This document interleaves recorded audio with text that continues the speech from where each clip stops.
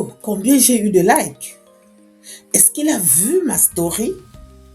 Pourquoi elle ne m'a pas répondu alors qu'elle est en ligne?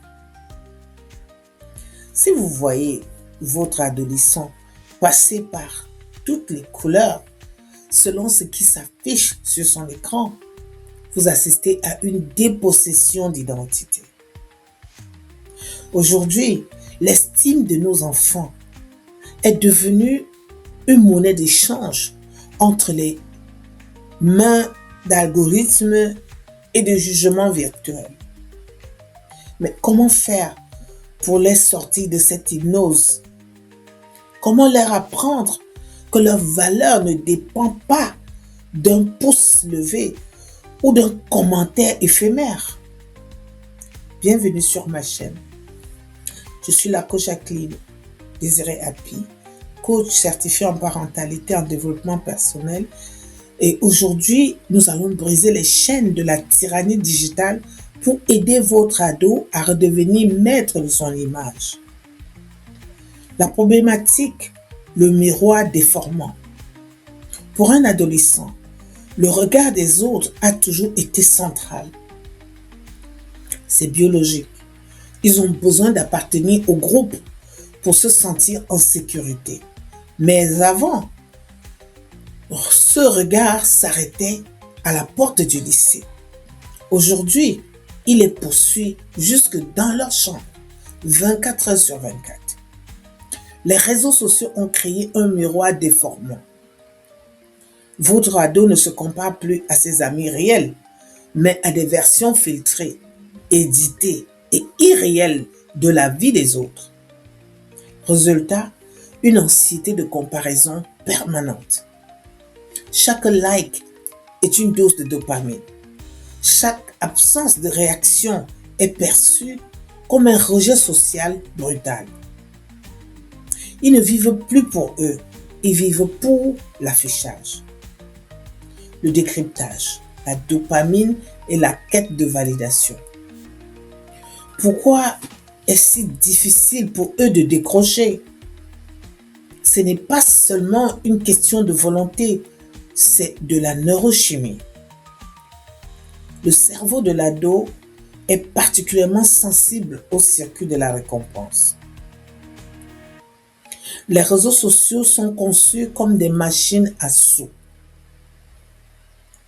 Le like est une récompense aléatoire qui rend accro.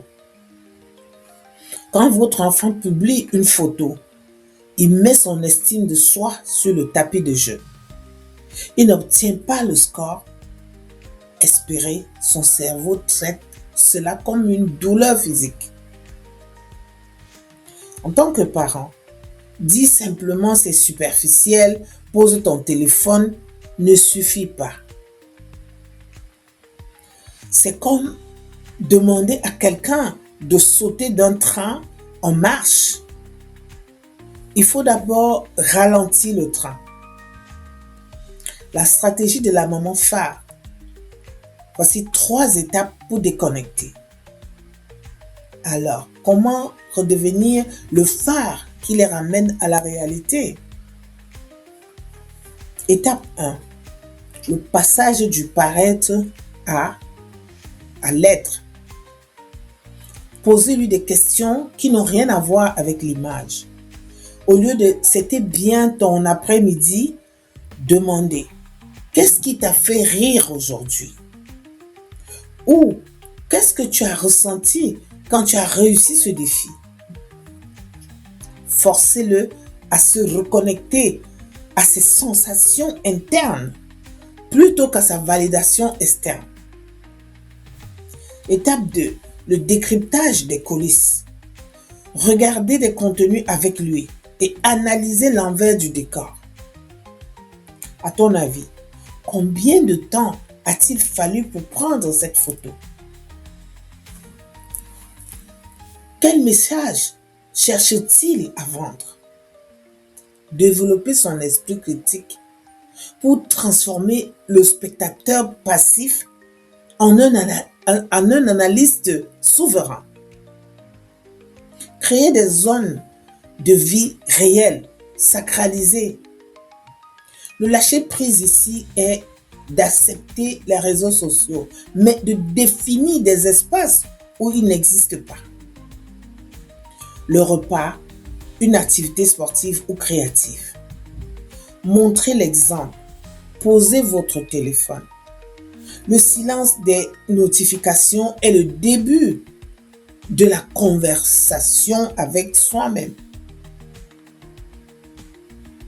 La leçon de vie. Ta valeur est un sanctuaire. La leçon la plus puissante que vous pouvez transmettre à votre ado, c'est celle-ci. Ta valeur est un sanctuaire dont tu es le seul gardien.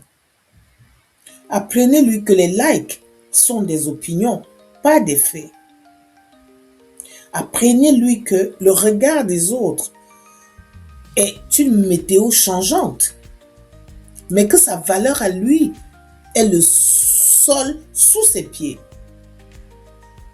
Quand un adolescent comprend que la vie d'un inconnu sur Instagram ne définit pas son intelligence ou sa beauté, il gagne une liberté que peu d'adultes possèdent aujourd'hui. En conclusion, accompagner son enfant dans cette jungle digitale est sans doute l'un des plus grands défis de notre époque.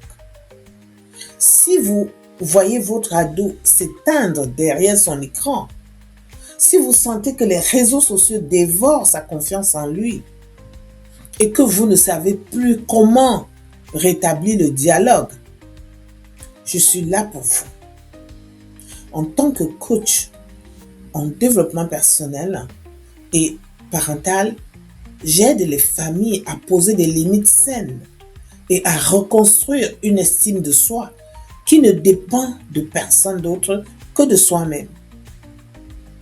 Je vous offre une séance diagnostique de 30 minutes.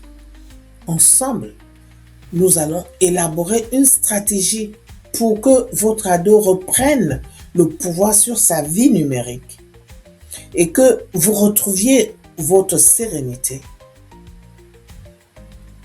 Cliquez sur le lien en description pour réserver votre séance offerte.